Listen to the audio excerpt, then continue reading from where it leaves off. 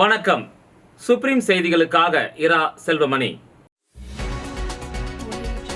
Puducherry AIDS கட்டுப்பாட்டு சங்கம் சார்பில் எய்ட்ஸ் பற்றிய திறன் மேம்பாட்டு பயிற்சி கவர்னர் கைலாஷ்நாதன் குத்துவிளக்கேற்றி துவக்கி வைத்தார். அமைச்சர் லட்சுமி நாராயணன் பதவி விலக வலியுறுத்தல்.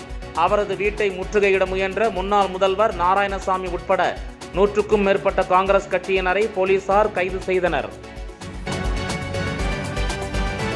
புதுவை ஆளுநர் மாளிகையில் கவர்னர் கைலாஷ்நாதன் தலைமையில் நடைபெற்ற இஃப்தார் நோன்பு விருந்தில் முதலமைச்சர் ரங்கசாமி, அமைச்சர்கள் உட்பட திரளான இஸ்லாமியர்கள் பங்கேற்பு. இனி விரிவான செய்திகள். புதுச்சேரி எய்ட்ஸ் கட்டுப்பாட்டு சங்கம் சார்பில் எய்ட்ஸ் பற்றிய திறன் மேம்பாட்டு பயிற்சியை கவர்னர் கைலாஷ்நாதன் குத்துவிளக்கேற்றி துவக்கி வைத்தார்.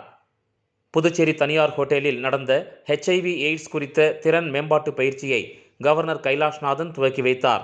சுகாதாரத்துறை செயலர் ஜெயந்த்குமார் ரே வரவேற்புரை வழங்கினார். அமைப்பின் துணை இயக்குனர் அனுப்குமார் பூரி நோக்க உரை வழங்கினார்.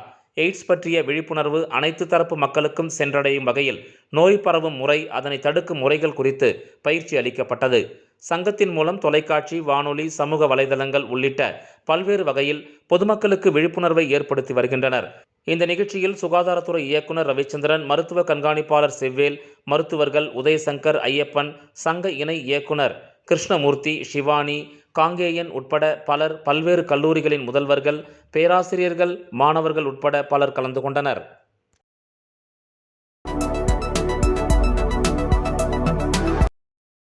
அமைச்சர் லட்சுமி நாராயணன் பதவி விலக வலியுறுத்தி அவரது வீட்டை முற்றுகையிட முயன்ற முன்னாள் முதலமைச்சர் நாராயணசாமி உட்பட 100க்கும் மேற்பட்ட காங்கிரஸ் கட்சியினரை போலீசார் கைது செய்தனர். புதுச்சேரி பொதுப்பணித்துறை தலைமை பொறியாளர் உள்ளிட்ட அதிகாரிகள் ஊழல் வழக்கில் CBI அதிகாரிகளால் கைது செய்யப்பட்டுள்ள சம்பவம் புதுச்சேரி அரசியலில் பெரும் பரபரப்பை ஏற்படுத்தியுள்ள நிலையில் இவ்வழக்கில் புதுச்சேரி பொதுப்பணித்துறை அமைச்சர் லட்சுமி நாராயணனுக்கும் தொடர்பு உள்ளதாகவும், அவரையும் கைது செய்ய வலியுறுத்தியும், அவர் தார்மீக பொறுப்பேற்று பதவி விலக கோரியும் காங்கிரஸ் கட்சியினர் அமைச்சர் லட்சுமி நாராயணன் வீட்டை முற்றுகையிட்டு போராட்டம் நடத்துவதற்காக காந்தி வீதி, நேரு வீதி சந்திப்பில் இருந்து முன்னாள் முதலமைச்சர் நாராயணசாமி தலைமையில் சட்டமன்ற உறுப்பினர்கள் வைத்தியநாதன், ரமேஷ் பரம்பத், முன்னாள் சட்டமன்ற உறுப்பினர்கள் உட்பட 300க்கும் மேற்பட்டோர் அமைச்சர் வீடு அமைந்துள்ள பெருமாள் கோயில் வீதியை நோக்கி பேரணியாக சென்றனர். அப்போது பேரணியாக வந்தவர்களை தடுப்புகளை அமைத்து போலீசார் தடுத்து நிறுத்தினர். தொடர்ந்து முன்னாள் முதலமைச்சர் நாராயணசாமி உள்ளிட்ட காங்கிரஸ் கட்சியினர் சாலையிலேயே அமர்ந்து அமைச்சரை கைது செய்ய வலியுறுத்தியும், அமைச்சர் பதவி விலக கோரியும், ஆளும் NR காங்கிரஸ் பாஜக கூட்டணி அரசுக்கு எதிராக கண்டன கோஷங்களை எழுப்பி தங்களது எதிர்ப்பினை தெரிவித்தனர். இதனையடுத்து முன்னாள் முதலமைச்சர் நாராயணசாமி உள்ளிட்ட காங்கிரஸ் கட்சியினரை போலீசார் வலுக்கட்டாயமாக கைது செய்தனர். இதனால் அந்த பகுதியில் சிறிது நேரம் பரபரப்பு ஏற்பட்டது.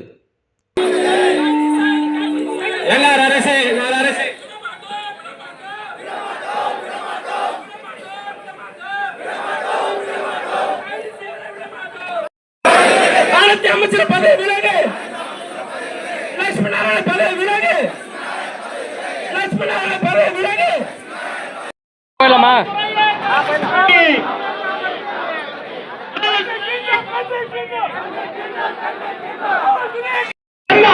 எடுபடி அரசு பதவி விலகு, பதவி விலகு. காவல்துறையே, காவல்துறையே.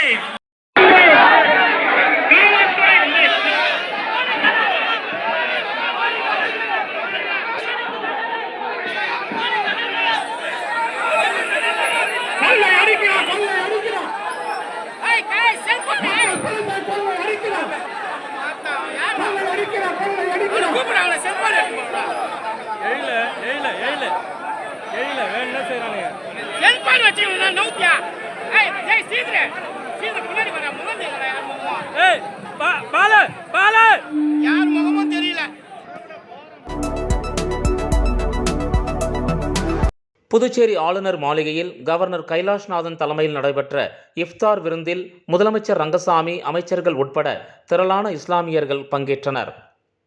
மத நல்லிணக்க அடிப்படையில் புதுச்சேரி ஆளுநர் மாளிகையில் நடைபெறும் இஃப்தார் என்னும் நோன்பு திறக்கும் நிகழ்ச்சி இன்று நடைபெற்றது. துணைநிலை ஆளுநர் கைலாஷ்நாதன் அளித்த இஃப்தார் நோன்பு திறப்பு நிகழ்ச்சியில் நூற்றுக்கணக்கான இஸ்லாமியர்கள் கலந்து கொண்டு சிறப்பு தொழுகையில் ஈடுபட்டனர். இந்த நிகழ்ச்சியில் முதலமைச்சர் ரங்கசாமி, சபாநாயகர் செல்வம், அமைச்சர்கள், சட்டமன்ற உறுப்பினர்கள், அரசு உயர் அதிகாரிகள் மற்றும் முக்கிய விருந்தினர்கள் பங்கேற்றனர். தொடர்ந்து ஆளுநர் மாளிகை சார்பில் ஏற்பாடு செய்யப்பட்டிருந்த அசைவ விருந்திலும் அனைவரும் பங்கேற்று விருந்து உண்டனர். இவ்விருந்தில் Ambur mutton biryani, chicken kurma, veg biryani, வஞ்சர மீன் fry, kulfi, cauliflower pakoda, veg உருண்டை, நான், திராட்சை ஜூஸ் என 18 வகையான உணவுகள் பரிமாறப்பட்டது.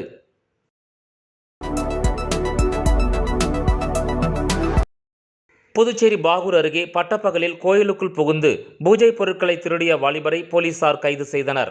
புதுச்சேரி கரையாம்புத்தூரை அடுத்த பனையடிக்குப்பம் கிராமத்தில் அங்காளம்மன் கோயில் உள்ளது. நேற்று காலை பூஜைகளை முடித்து கோயிலை மூடிவிட்டு பூசாரி வீட்டிற்கு சென்றார். இந்த நிலையில் கோயிலின் உள்ளே இருந்து சத்தம் கேட்டதால் அக்கம்பக்கத்தில் இருந்தவர்கள் அருகில் சென்று பார்த்துள்ளனர். கோயிலின் கதவில் பூட்டு உடைக்கப்பட்ட நிலையில் இருப்பதைக் கண்டு அதிர்ச்சியடைந்து உள்ளே சென்று பார்த்தனர். உள்ளே மர்ம நபர் ஒருவர் உண்டியலை உடைத்தும் அங்கிருந்த செப்பு குடம், அண்டா உள்ளிட்ட பூஜை பொருட்களை திருடும் முயற்சியில் ஈடுபட்டு கொண்டிருந்தார். தப்பி ஓட முயன்ற அவரை பொதுமக்கள் மடக்கி பிடித்து கரையாம்புத்தூர் காவல் நிலையத்தில் ஒப்படைத்தனர். விசாரணையில் வளவனூரை அடுத்த மோட்சக்குளம் மாரியம்மன் கோயில் வீதியைச் சேர்ந்த உதயபாரதி என்பதும் இவர் மீது ஏற்கனவே கஞ்சா, அடிதடி உள்ளிட்ட வழக்குகள் இருப்பதும் தெரிய வந்தது. இதையடுத்து அவரை கைது செய்த போலீசார் அவரிடமிருந்து இரும்பு கம்பி மற்றும் திருடப்பட்ட பொருட்களை பறிமுதல் செய்தனர். இதுகுறித்து சப் இன்ஸ்பெக்டர் குமார் வழக்கு பதிவு செய்து அவரை நீதிமன்றத்தில் ஆஜர்படுத்தி சிறையில் அடைத்தார்.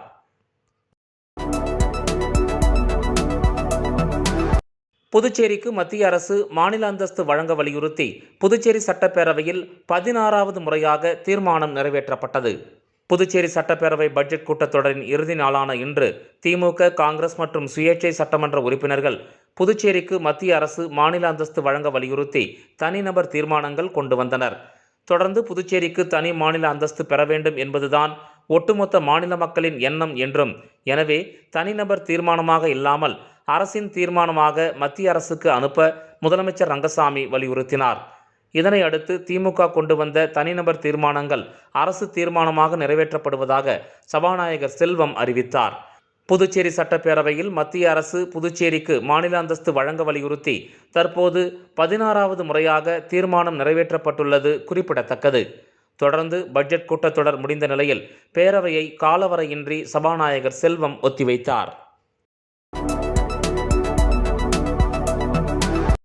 மங்கலம் சட்டமன்ற தொகுதிக்கு உட்பட்ட கனுவாப்பேட்டை பகுதியில் ரம்ஜான் பண்டிகையை முன்னிட்டு இஸ்லாமிய மக்களுக்கு திமுக மாநில செயற்குழு உறுப்பினர் சன் குமாரவேல் தனது சொந்த செலவில் ரம்ஜான் பொருட்களின் தொகுப்புகளை வழங்கினார். புதுச்சேரி மாநிலம் மங்கலம் சட்டமன்ற தொகுதிக்கு உட்பட்ட இஸ்லாமிய மக்களுக்கு சட்டப்பேரவை எதிர்க்கட்சித் தலைவர் சிவா எம்எல்ஏ அறிவுறுத்தலின்படி திமுக மாநில செயற்குழு உறுப்பினர் சன் குமாரவேல் தலைமையில் மளிகைப் பொருட்கள் வழங்கும் நிகழ்ச்சி நடைபெற்றது. அதன் ஒரு பகுதியாக கனுவாப்பேட்டை பகுதியில் ரம்ஜான் பண்டிகையை முன்னிட்டு இஸ்லாமிய மக்களுக்கு திமுக மாநில செயற்குழு உறுப்பினர் சன் குமாரவேல் சொந்த செலவில் அரிசி உள்ளிட்ட 10 மளிகை பொருட்கள் அடங்கிய தொகுப்புகளை சுமார் 500க்கும் மேற்பட்ட குடும்பங்களுக்கு வழங்கினார். இந்த நிகழ்ச்சியில் அவைத்தலைவர் புஷ்பராஜ், முன்னாள் செயலாளர் சாரங்கம், முருகதாஸ், பொருளாளர் தட்சிணாமூர்த்தி, அருணகிரி, MS முரளி, கனுவாப்பேட்டை கிளை செயலாளர் கந்தவேல், சரவணன், CS மணி, சிவராமன், ராஜா மற்றும் கழக உறுப்பினர்கள் ஏராளமானோர் இதில் கலந்து கொண்டனர்.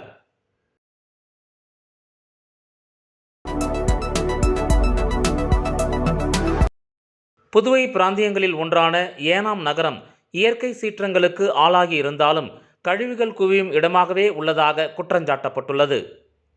கடந்த ஒரு மாதமாக ஏனாம் நகரில் குவிந்துள்ள கழிவுகளை வெளியேற்றுவது தொடர்பான நிலைமை கொட்டும் இடம் இல்லாததால் கணிசமாக மோசமடைந்துள்ளது. தவிர்க்க முடியாத சூழ்நிலைகளில் தினசரி குப்பை சேகரிப்பு மற்றும் வடிகால் ஏனாம் சாலைகளில் விடப்படுகிறது. நகராட்சி கழிவுகளை அகற்றுவதற்கு பொருத்தமான இடத்தை அடையாளம் காண புதுச்சேரி அரசு ஏனாம் நகராட்சி ஆணையருக்கு பலமுறை உத்தரவு பிறப்பித்த போதிலும் சூழ்நிலையின் தீவிரம் பெரும்பாலும் கவனிக்கப்படவில்லை.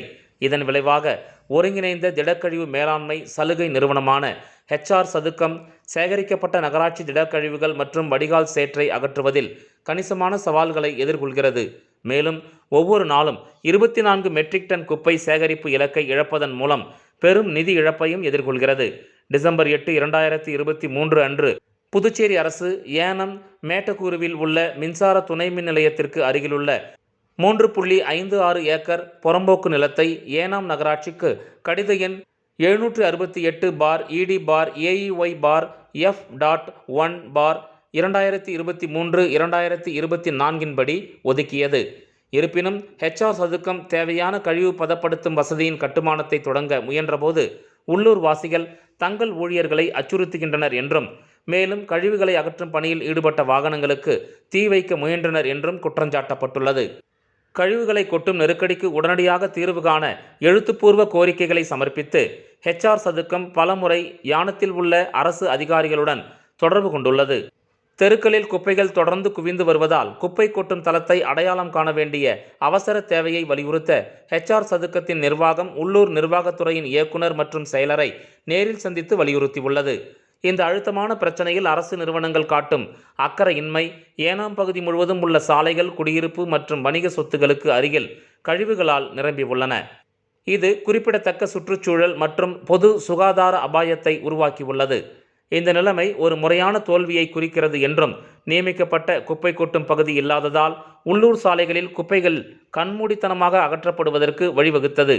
இது கடுமையான சுகாதார அபாயங்களை ஏற்படுத்தியுள்ளது என்றும், இதை தொடரும் நெருக்கடிக்கு பதிலளிக்கும் விதமாக ஏனம் குடியிருப்பாளர்கள் அரசாங்கத்திற்கு எதிரான போராட்ட வடிவமாக 21ஆம் தேதி வெள்ளிக்கிழமை தன்னார்வ முழு அடைப்பில் பங்கேற்கவும், சம்பந்தப்பட்ட அதிகாரிகளிடம் தங்கள் குறைகளை தெரிவிக்கவும் அதிமுக வலியுறுத்தியுள்ளது. ஏராளமான ஆர்ப்பாட்டங்கள் மற்றும் அதிகரித்து வரும் பொதுமக்களின் அதிருப்தி இருந்தபோதிலும் அதிகாரிகளிடமிருந்து நடவடிக்கை இல்லாததை காண்பது வருத்தம் அளிப்பதாக ஏனாம் பகுதி பொதுமக்கள் மற்றும் தன்னார்வலர்கள் தெரிவிக்கின்றனர்.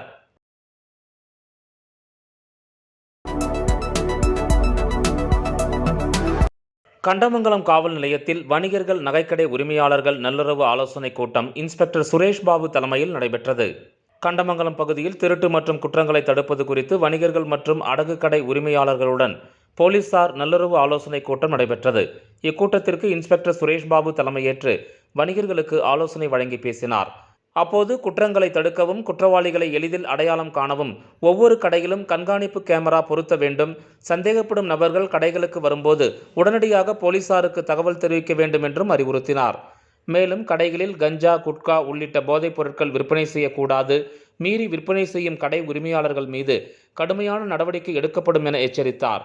இக்கூட்டத்தில் கண்டமங்கலம் பகுதியைச் சேர்ந்த வியாபாரிகள், நகைக்கடை உரிமையாளர்கள் கலந்து கொண்டனர்.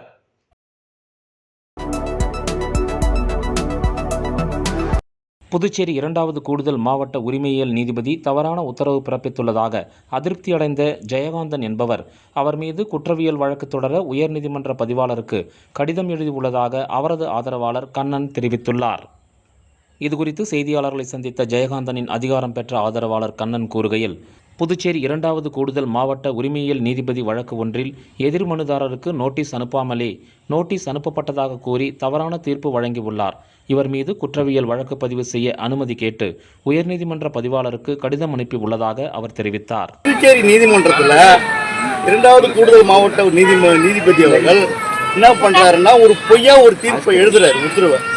அந்த உத்தரவு சம்பந்தமா என்னுடைய பிரின்சிபல் ஜெயகாந்தன் இருக்கார் இல்லைங்களா, அவர் என்ன பண்றாருன்னா உயர்நீதிமன்றத்துக்கு ஒரு திறந்த மடல் அனுப்புறாரு, பதிவாளருக்கும் தலைமை நீதியரசருக்கும். ஏன்னா பொய்யா தீர்ப்பு எழுதியிருக்காரு. அந்த நீதிபதி மேலேயே குற்றவியல் வழக்கு போடணும் சொல்லிட்டு பிஎன்எஸ் ஆக்ட் படி 218 படி பர்மிஷன் கேட்டிருக்காரு. அதை தான் நான் உங்ககிட்ட பிரசுரம் பண்ணுறேன். எப்படி நீதிபதி தப்பு பண்ணுறாருன்ற சொல்ல வரேன்னு சொன்னால், அதில் 2வது எதிர்மனுதாரர் ஜட்ஜ்மெண்ட் அந்த வழக்கே ஒருத்தர் கடன் வாங்குறாரு. கடன் வாங்கின ஒரு பேரில் அட்டாச்மெண்ட் ஆகுது. அதில் தேர்ட் பார்ட்டி அப்ஜெக்டர் வர்றாங்க. தேர்ட் பார்ட்டி அப்ஜெக்டர் வரும்போது அந்த தீர்ப்பு கடனாளிக்கும் சம்மன் அனுப்பணும். சம்மனே அனுப்பாமல் ஒரு நீதிபதி பணத்தை வாங்கிக்கிட்டு, லஞ்சத்தை வாங்கிக்கிட்டு எப்படிங்க சம்மன் அனுப்பினதோ பொய் சொல்லி எழுதுறாரு. அந்த பொய் சொல்லி ஒரு நீதிபதி எழுதுனா ஜுடிஷியல் டிபார்ட்மெண்ட் எந்த அளவுக்கு போயிருக்குன்றது தான் நாங்கள் வெளியில் கொண்டு வரதுக்கு அவர் பர்மிஷன் கேட்டிருக்காரு என்னுடைய பிரின்சிபால். அதை தான் அவங்க முன்னாடி கொண்டு வைக்கிறோம். இன்றைக்கி புதுச்சேரியில் பாண்டிச்சேரியோடைய முதலமைச்சர் லோகாயுக்தா கொண்டு வர மாட்டாரு. மத்திய அரசு கேட்டோம். ஏன்னா ஊழலில் இன்னைக்கு அவ்வளோ ஊழல் நடக்குது. இன்னைக்கு நீதித்துறையே ஊழலாக போயிட்டா சாமானிய மக்கள் எங்கே போவோம்? விளம்பர இடைவேளைக்கு பிறகு செய்திகள் தொடரும். தேங்க்யூ. பாருப்பா, பத்மா கை நிறைய புதுசா வளையல் போட்டிருக்கா. அத நீங்க எப்ப பாத்தீங்க? கோயிலுக்கு போனப்ப பார்த்தேன். அப்போ கோவிலுக்கு போனது சாமிய கும்பிட இல்ல. ஏன்பா, ஏன் முன்னாடி நின்னு சாமி கும்பிட்டா நான் பார்க்க மாட்டேனா? எனக்கும் வேணும் புது வளையல். இப்ப தங்கத்தோட விலை என்னன்னு தெரியுமா? பாரு, ஜோஸ் ஆலுகாஸ்ல இப்போ ஒரு புது ஆஃபர் இருக்கு. தங்க நகைகளின் சேதாரத்தில் பிளாட் 50% தள்ளுபடி. புரிஞ்சுதா? குட். அப்படின்னா ஜோஸ் ஆலுகாஸ் போலாமா? செய்திகள் தொடர்கின்றன. மத்திய தொழில் பாதுகாப்பு படைப்பிரிவு மற்றும் புதுச்சேரி சுற்றுலாத்துறை இணைந்து நடத்திய மாபெரும் கடலோர சைக்ளோத்தான் 2025 நிகழ்ச்சி நடைபெற்றது. மத்திய தொழில் பாதுகாப்பு படைப்பிரிவு மற்றும் புதுச்சேரி சுற்றுலாத்துறை இணைந்து நடத்திய மாபெரும் கடலோர சைக்ளோத்தான் 2025, அதாவது மிதிவண்டி சாகச பயணம் பாராட்டு நிகழ்ச்சி கடற்கரை சாலை காந்தி திடலில் இன்று நடைபெற்றது. இந்த நிகழ்ச்சியில் துணைநிலை ஆளுநர் திரு கைலாஷ்நாதர் சிறப்பு விருந்தினராக கலந்து கொண்டு உரை நிகழ்த்தினார். நிகழ்ச்சியில் முதலமைச்சர் ரங்கசாமி, சட்டப்பேரவைத் தலைவர் செல்வம், பொதுப்பணித்துறை அமைச்சர் லட்சுமி நாராயணன், மத்திய தொழில் பாதுகாப்பு படை துணை காவல் தலைமை ஆய்வாளர் சிவக்குமார் ஆகியோர் நிகழ்ச்சியில் கலந்து கொண்டனர்.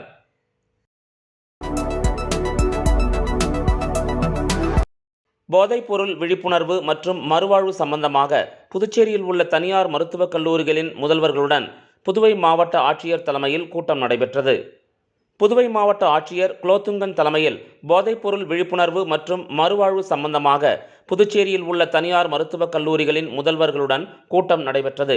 இக்கூட்டத்தில் ஒவ்வொரு தனியார் மருத்துவக் கல்லூரியும் 5 கிராமங்களை தத்தெடுத்து போதைப்பொருள் பயன்பாட்டின் தீமைகள் தொடர்பாக அங்குள்ள பொதுமக்களுக்கும் பள்ளி கல்லூரி மாணவர்களுக்கும் விழிப்புணர்வு நிகழ்ச்சிகள் நடத்த வேண்டும் எனவும், இதன் பொருட்டு தனியார் மருத்துவக் கல்லூரிகள் ஒரு ஒருங்கிணைப்பாளரை நியமிக்க வேண்டும் எனவும் மாவட்ட ஆட்சியர் கேட்டுக்கொண்டார். மேலும் போதைப்பொருள் பயன்படுத்துவதால் உடல் உறுப்புகளுக்கு ஏற்படும் தீங்குகளை விளக்கும் விதமாக இந்திரா காந்தி அரசு மருத்துவக் கல்லூரியில் அமைக்கப்பட்டுள்ள காட்சியகத்தை போல மற்ற மருத்துவக் கல்லூரிகளிலும் அமைக்குமாறு அவர் கேட்டுக்கொண்டார். மேலும் அவர் அனைத்து தனியார் மருத்துவக் கல்லூரி வளாகங்களும் போதைப் பொருட்களற்ற வளாகமாக விளங்குவதற்கான அனைத்து நடவடிக்கைகளையும் தனியார் கல்லூரிகள் எடுக்க வேண்டும் எனவும் அப்போது கேட்டுக்கொண்டார்.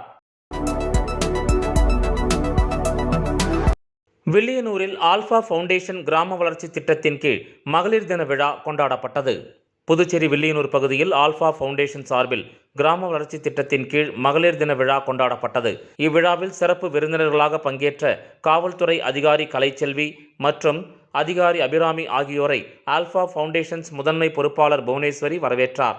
மேலும் இந்த நிகழ்ச்சியில் பங்கேற்ற மகளிர் குழுவினரை ஆல்ஃபா ஃபவுண்டேஷன் உறுப்பினர்கள் ஆரோக்கிய மேரி மற்றும் மகேஸ்வரி அனைவரையும் வரவேற்று வாழ்த்தி பேசினர். இவ்விழாவில் மகளிர் தின விழாவில் பெண்களுக்கான முன்னுரிமை பற்றியும் பெண்களுக்கு எதிராக ஏற்படுகின்ற சமூக மாற்றங்களை எதிர்கொள்வதை பற்றியும் சிறப்பு விருந்தினர்கள் கலந்துரையாடினர். விழாவில் வில்லியனூர் குழுவினர்கள் தலைவர் பிரபாவதி, செயலாளர் ராஜேஸ்வரி, பொருளாளர் அமுதா, அருள்மேரி, உறுப்பினர்கள் கீதா மற்றும் ஏராளமான மகளிர் கலந்து கொண்டனர்.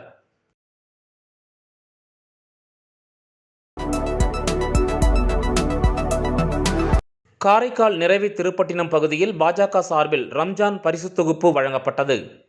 ரம்ஜான் பண்டிகை இஸ்லாமியர்களின் மிக முக்கியமான பண்டிகைகளில் ஒன்றாகும். இந்த மாதம் முழுவதும் இஸ்லாமியர்கள் மிக கடுமையான நோன்பு கடைபிடிப்பது வழக்கம். புனித ரமலான் மாதத்தில் நோன்பு கடைபிடிப்பது என்பது இஸ்லாமின் 5 முக்கியமான கொள்கைகளில் ஒன்றாகும். இறைவன் புனித குரானை உலகிற்கு அருளிய மாதம் என்பதால் ரமலான் மாதம் மிகவும் புனிதத்தன்மை நிறைந்த நாளாக கருதப்படுகிறது. இந்த நிலையில் நிறைவி திருப்பட்டினம் தொகுதிக்கு உட்பட்ட இஸ்லாமியர்களுக்கு பாஜக காரைக்கால் மாவட்ட பொறுப்பாளர் மீனாட்சி சுந்தரம் ஏற்பாட்டில் சுமார் 500க்கும் மேற்பட்ட இஸ்லாமியர்களுக்கு ரம்ஜான் பரிசு தொகுப்பு வழங்கப்பட்டது. இந்த நிகழ்ச்சியில் மாவட்ட தலைவர் முருகதாஸ், தொகுதி தலைவர் உள்ளிட்ட ஏராளமான பாஜகவினர் மற்றும் நிறைவி திருப்பட்டினம் தொகுதியைச் சேர்ந்த ஏராளமான இஸ்லாமியர்கள் கலந்து கொண்டனர். பெட்ரோல் பங்க் அனுமதிக்கு 25,000 ரூபாய் லஞ்சம் பெற்ற புதுச்சேரி நகர அமைப்பு குழும உதவியாளர் மீது போலீசார் வழக்கு பதிந்து விசாரணை மேற்கொண்டு வருகின்றனர். புதுவை திருபுவனை களித்தீர்த்தால் குப்பம் பகுதியில் புதிதாக பெட்ரோல் பங்க் திறப்பதற்கான அனுமதி பெற புதுச்சேரி நகர அமைப்பு குழுமத்தில் விண்ணப்பிக்கப்பட்டுள்ளது. விண்ணப்பத்தை பரிசீலனை செய்த நகர அமைப்பு உதவியாளர் குமாரவேலு பெட்ரோல் பங்க் அனுமதிக்கு 25,000 ரூபாய் லஞ்சம் பெற்றுள்ளார். லஞ்சம் பெற்றுக்கொண்டு காலதாமதமாக அனுமதி கொடுத்தார். குமாரவேலு லஞ்சம் வாங்கியது ஆதாரத்துடன் லஞ்ச ஒழிப்புத்துறையில் புகார் அளிக்கப்பட்டது. போலீஸ் விசாரணையில் உதவியாளர் குமாரவேலு லஞ்சம் வாங்கி கொண்டு அனுமதி கொடுத்தது தெரிய வந்தது. இது தொடர்பான அறிக்கை தலைமைச் செயலருக்கு அனுப்பப்பட்டது. தலைமைச் செயலர் உத்தரவுப்படி குமாரவேலு சஸ்பெண்ட் செய்யப்பட்டதுடன் லஞ்ச ஒழிப்புத்துறை போலீசார் வழக்கு பதிந்து விசாரணை மேற்கொண்டு வருகின்றனர்.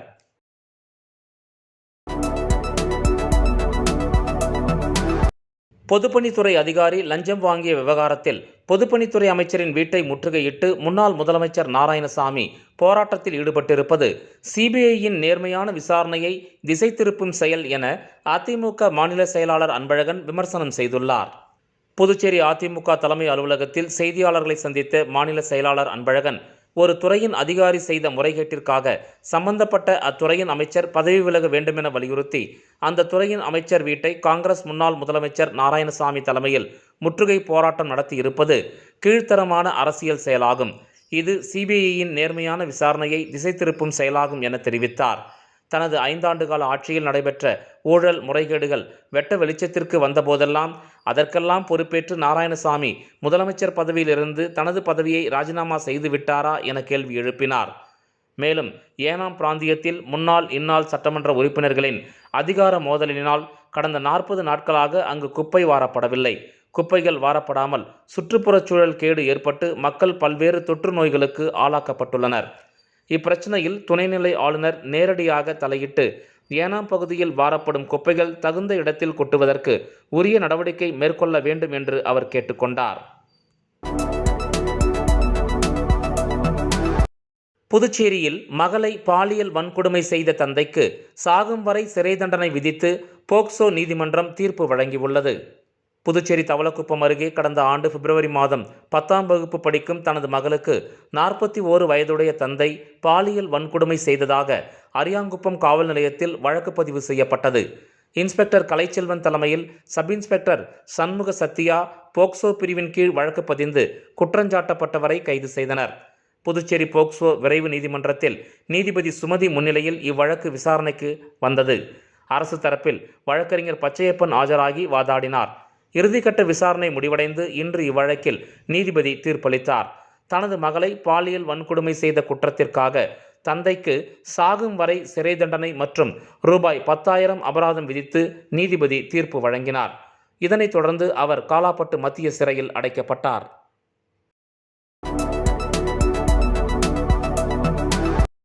புதுச்சேரி ஆஷா பணியாளர்களுக்கு சம்பளம் ரூபாய் 18,000 உயர்த்தி வழங்கப்படும் என முதலமைச்சர் ரங்கசாமி அறிவித்ததை தொடர்ந்து ஊழியர்கள் முதலமைச்சர் ரங்கசாமியை நேரில் சந்தித்து நன்றி தெரிவித்தனர்.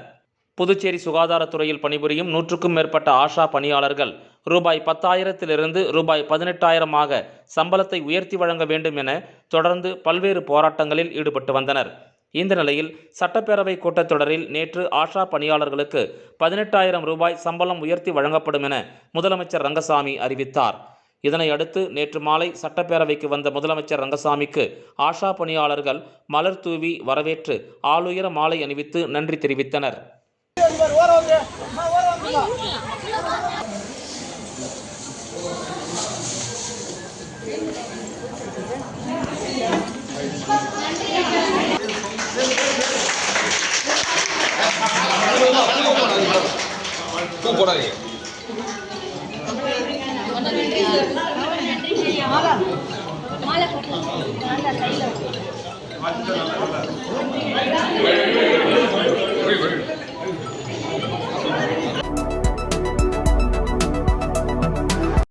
கதிர்காமம் தொகுதி என்ஆர் காங்கிரஸ் சட்டமன்ற உறுப்பினர் KSP ரமேஷ் அவர்களின் பிறந்தநாள் விழாவை முன்னிட்டு பொதுமக்களுக்கு நலத்திட்ட உதவிகள் வழங்கும் விழா நடைபெற்றது.